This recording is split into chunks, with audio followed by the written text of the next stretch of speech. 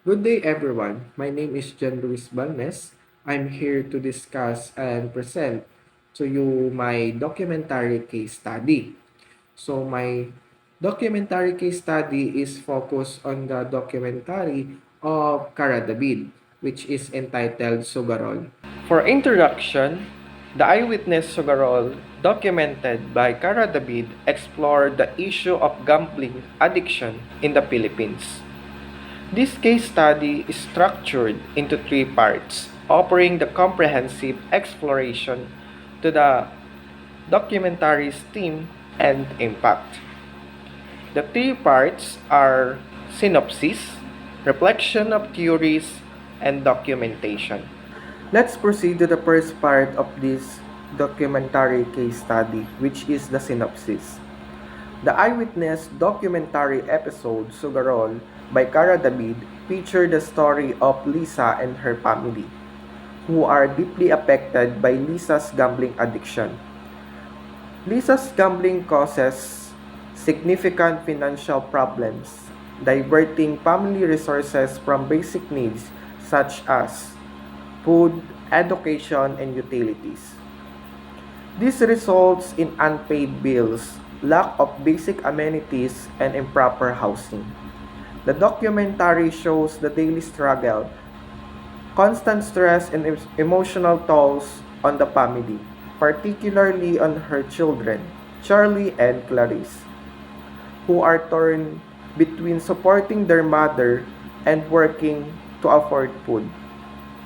Sugarol emphasizes the devastating impact of gambling on family and highlighting the needs for social awareness and better support system for those affected by gambling addiction. So in this documentary case study, we are focusing on three persons.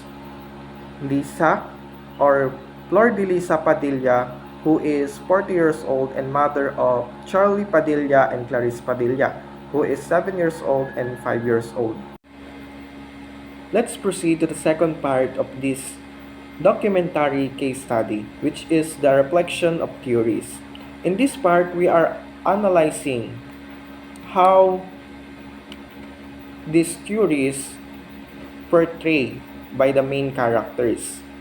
These theories includes the psychosexual theory of development, cognitive development theory, psychosocial theory of development, moral development theory, ecological systems theory of development, and sociocultural theory of development. Let's proceed to the first main character of this documentary, Flor de Lisa Padilla.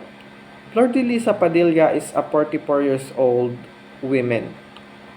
She is in the middle adulthood of human development, and Flor de Lisa struggle with gambling addiction, which causes significant financial and emotional stress on her family. Now let's discuss the presence of 6 theories on Flor de Lisa Padilla.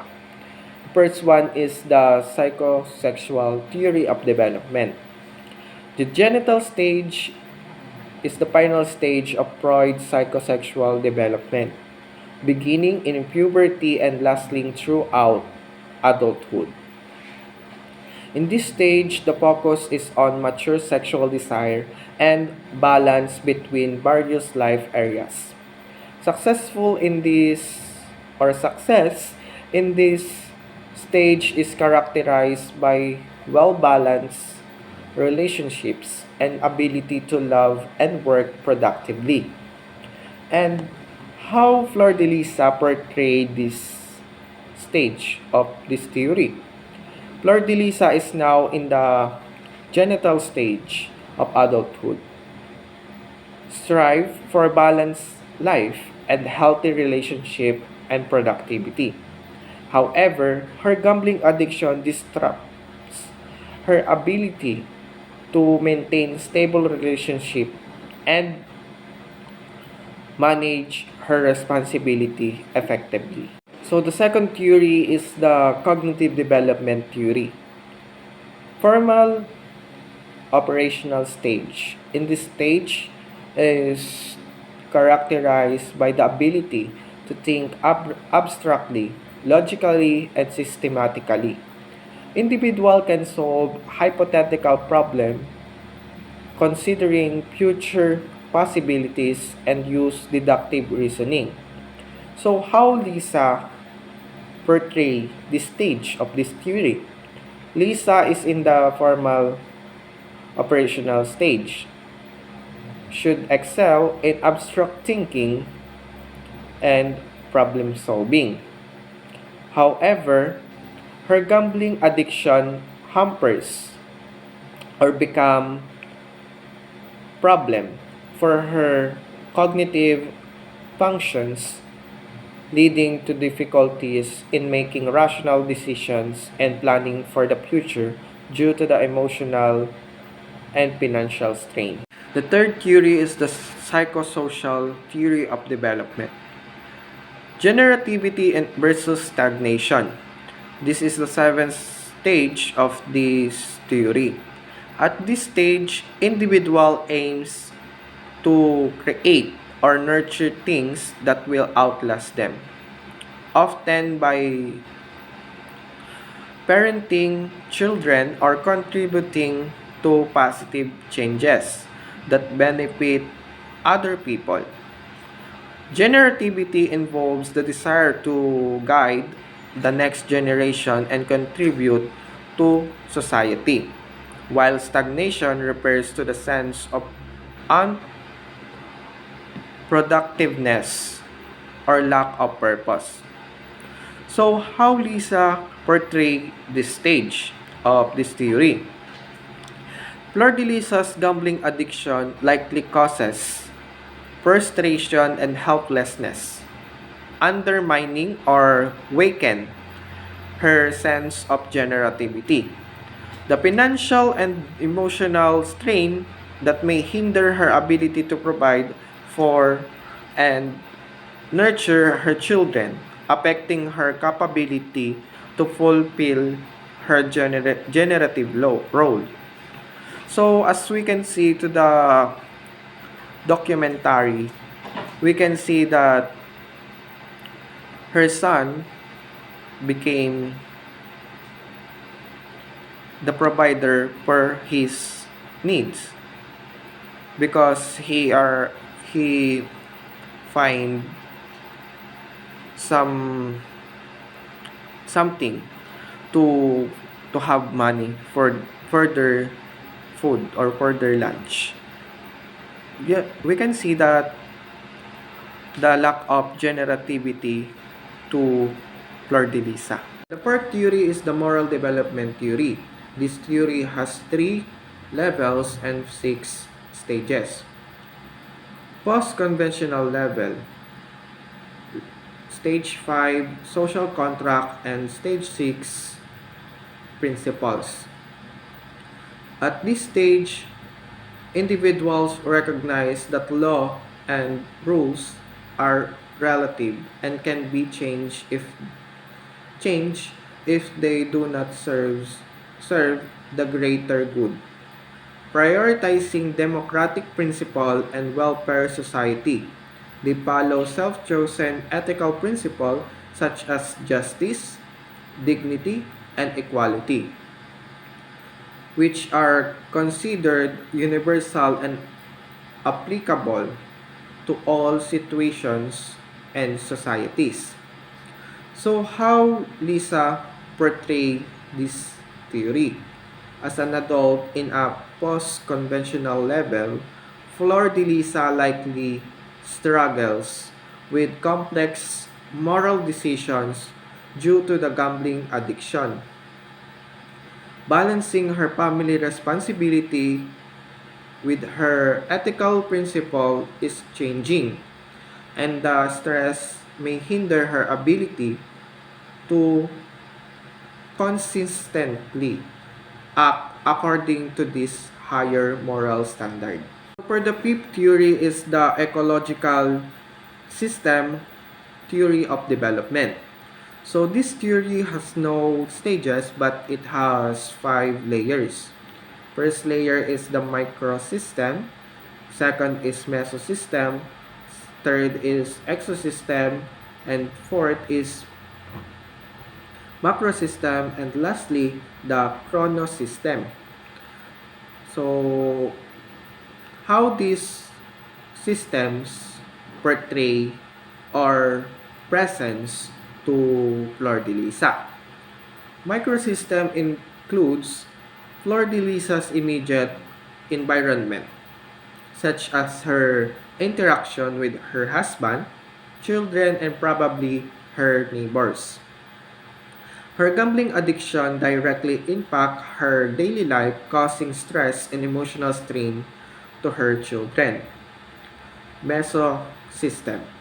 It includes the interaction her between different parts of Flor de Lisa's microsystem, such as the relationship between her environment and her family life. The stress from her gambling might spill over into her parenting, which is turn affects her ability to be successful parent. Exosystem.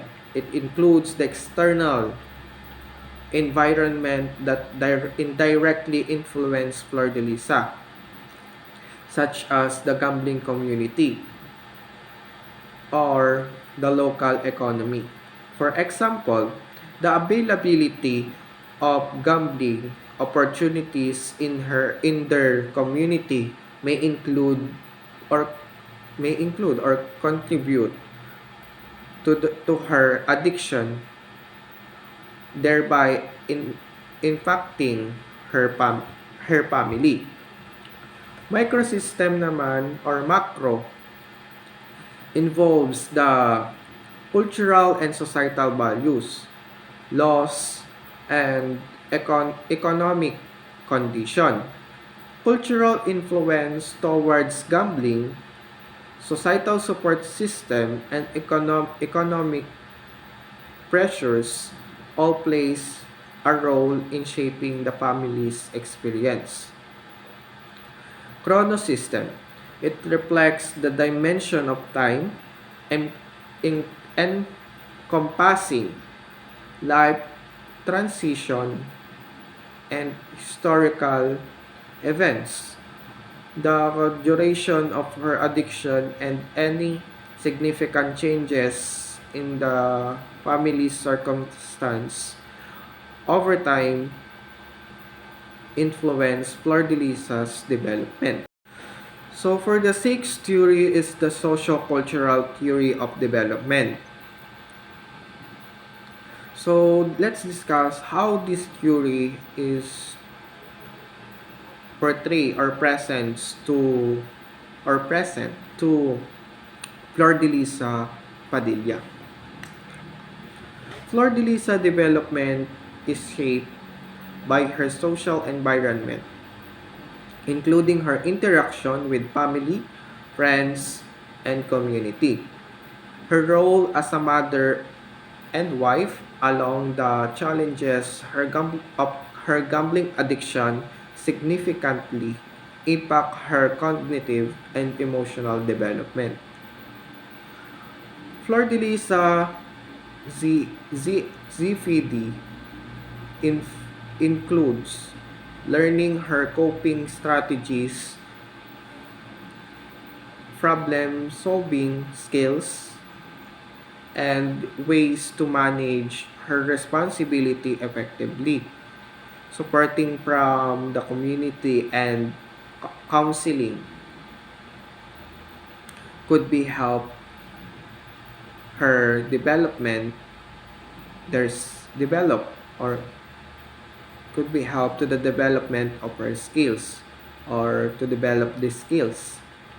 Flor de Lisa might receive scaffolding from community resources, support groups, or family members, which may help her navigate the challenges of her addiction and improve her ability to support her children. So let's proceed to the second main character of this documentary, which is Charlie Padilla. Charlie Padilla is a 7-year-old boy, and he is in the middle and late childhood. Charlie faced the dual burden of supporting his mother's addiction while trying to contribute to the family major income, affecting his emotional well-being and development. So let's discuss how psychosexual theory of development portrayed by Charlie. The latency stage, it involves the period where sexual impulse and repress repressed, and children focus on developing skill, acquiring knowledge, and forming friendship. This stage is important for building self-confidence and relationship. So how Charlie portrayed this stage? Charlie is in the latency stage. His development during this period should involve learning social interaction and skill development. However, the instability at home due to his mother gambling addiction might affect his ability to focus on these activities, potentially leading to the difficulties in his social and academic skills. Let's proceed to the second theory, which is the cognitive development theory. Concrete operational stage. In this stage is children begins to think logically about concrete events.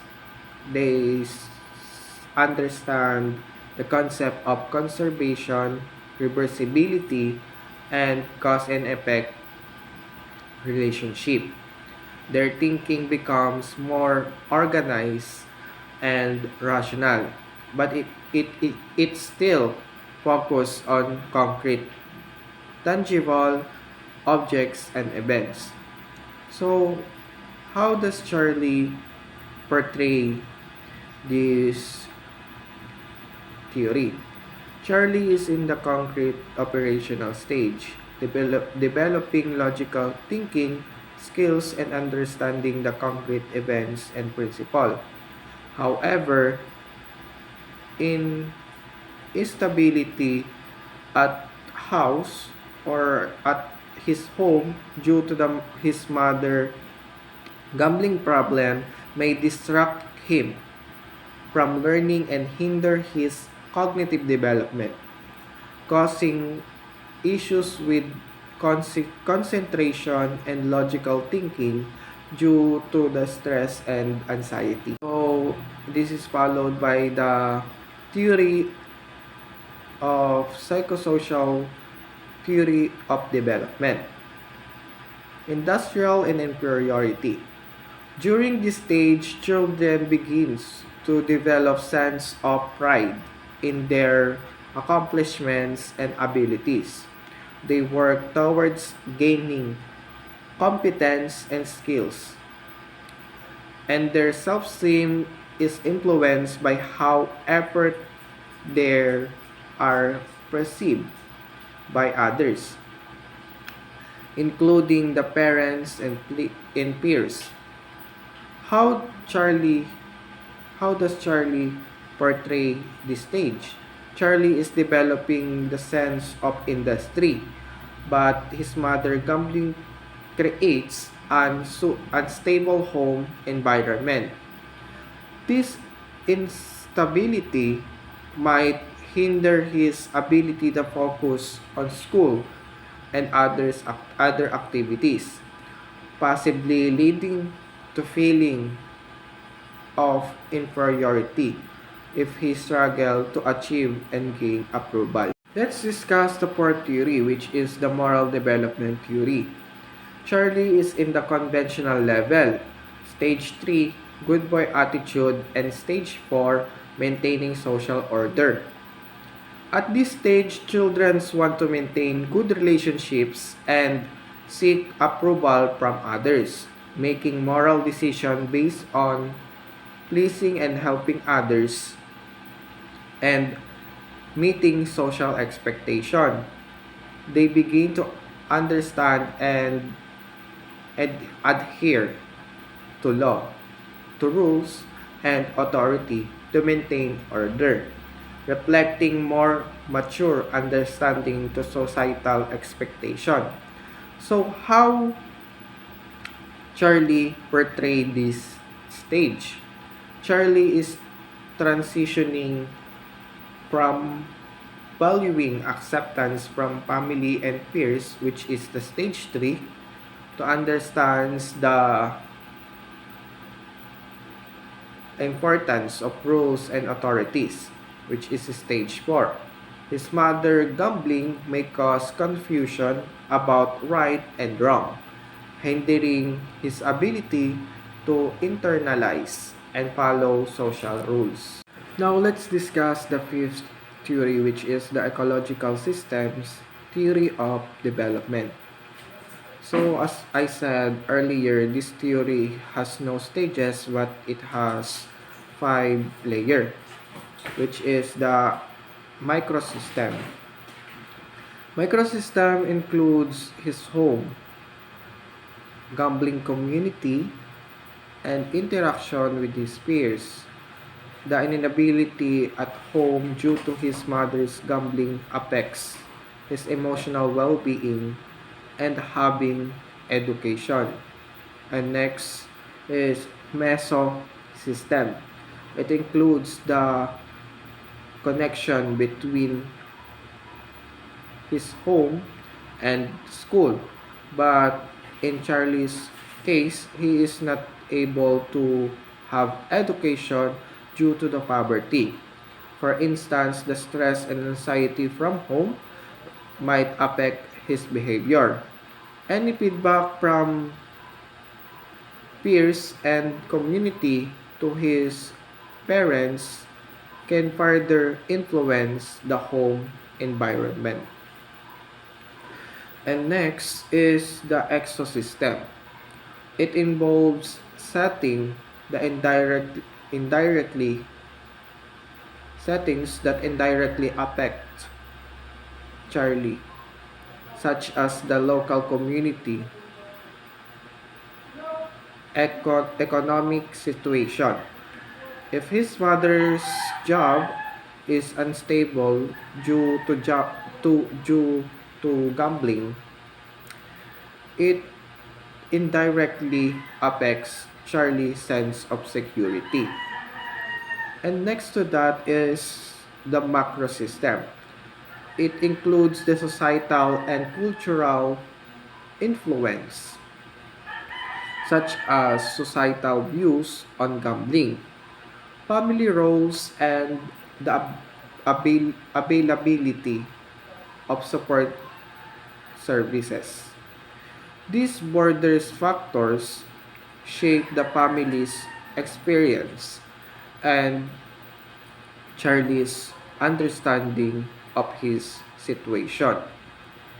And lastly is the chrono system, which includes the changes over time, such as Charlie developmental milestones and the progression of his mother's gambling addiction.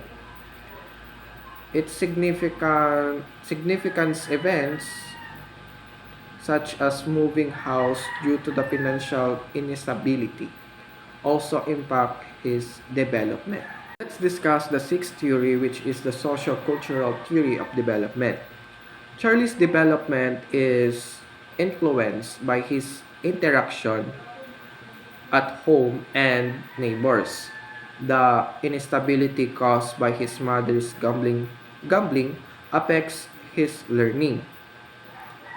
Charles' ZPD includes academic skills and social behavior. He is learning to read, right, and understand social norms. Family members and peers provide scaffolding by offering guidance and support. This stress at home might reduce the effectiveness of the support, potentially hindering his academic and social development. So let's proceed to the third and last main character, which is Clarice Padilla. Clarice Padilla is a 5-year-old girl. She is in the early childhood. Clarice is caught in the emotional turmoil of the household, experiencing the instability and stress that impacts her sense of security and development. So let's discuss how Clarice Padilla portrayed this six theory. The first one is the psychosexual theory of development. Phallic stage is characterized by the focus of genital organs. Children in this stage begins to identify their same-sex parent and experience the Oedipus and Electra complex. This stage is crucial for the development of gender identity and moral values. So how Clarice portray this stage? Clarice at 5 years old is in the phallic stage of development, which involves forming the sense of identity and resolving the Oedipus and Electra complex. Stress and conflicts of his family may hinder his successful navigation of this stage, potentially impacting her moral development. So let's discuss the second theory, which is the cognitive development theory. So Clarice Padilla is in the pre-operational stage. This stage is characterized by symbolic thinking and use of language to explore the world. Children in this stage are egocentric, which means that they have difficulty seeing things from perspectives others than their own. They also engage in imaginative play and not yet capable of logical operations. So how Clarice portray this stage? Clarice at 5 years old is in the pre-operational stage, characterized by symbolic thinking and imaginative play and egocentrism. The family the family's stressful environment might disrupt her imaginative play and hinder his cognitive development, potentially leading to difficulties in social interaction and language development. So let's discuss the third theory, which is the psychosocial theory of development. So the initiative and guilt.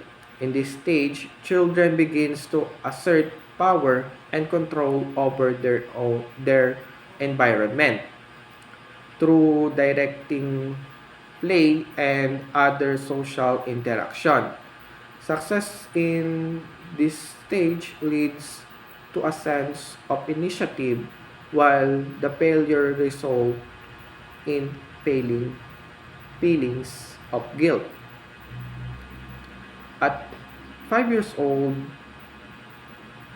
Clarice portrayed this stage by exploring the abilities and asserting her independence. The family's stressful situation might hinder his ability to take initiative, as the emotional and financial instability could be create an environment where she feel guilt and or anxious about her action. So let's discuss the fourth theory, which is the moral development theory. So Clarice is in the pre-conventional level. Stage 1, obedience and avoiding punishment. And stage 2, individualism and exchange.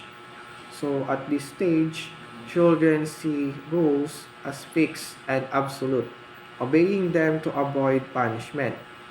However, they also begin to recognize that different individuals have different viewpoint. They start to start to understand the action can serve individual needs. So how Clarice portray the stages? So at the age of 5, Clarice is likely in stage 1. She understands the morality in terms of avoiding punishment and following rules set by authority figures. The unstable family environment might create inconsistencies in rules, enforcing enforcement and consequences, potentially confusing her moral understanding. So let's discuss the fifth theory, which is the ecological system theory of development. So as I said earlier, this theory has no stage, but it has 5 layers. The microsystem includes her family, preschool, and interaction with parents and neighbors. The emotional and financial instability at home due to her mother gamblings affects her sense of security and development. And mesosystem involves the interaction between her home environment and any early childhood education settings. The stress from home may affect her social interaction and learning experience in preschool. And next is the exosystem. So it includes the external factors that indirectly impact her life. So such as community resources for her parents' social support networks. For instance, if her mother seeks help for community service, it could be affect her family dynamics. And next is the macro system. It involves the cultural value and societal norms regarding to family roles, gambling, and support systems. This larger influence shape the family situation and Clarice experience. So, and lastly is the chronosystem. It involves the events and transition over time, such as significant changes in the family's financial status of her mother's attempt to overcome her addiction. These changes impact her development and sense of stability. Discuss the sixth theory or the last theory, which is the sociocultural theory of development. So Clarice's development is shaped by her interaction with family, caregivers, and her early childhood education environment. The stress from her mother gambling impacts her sense of securities and learning experiences. So Clarice ZPD includes the basic cognitive and social skills such as language development and early literacy. So parents and neighbors and caregivers provide scaffolding to help her with language skills, social interaction, and problem solving. The inconsistent home environment may distract this scaffolding, affecting her cognitive and social development. After the analysis of the reflections of theory, let's go to the part 3, which is the documentation. So this is the documentation of me watching the entire documentary, which is entitled Sugarol. So this is documented by Cara David. So that's all for my video presentation of my documentary case study. Thank you for listening and watching.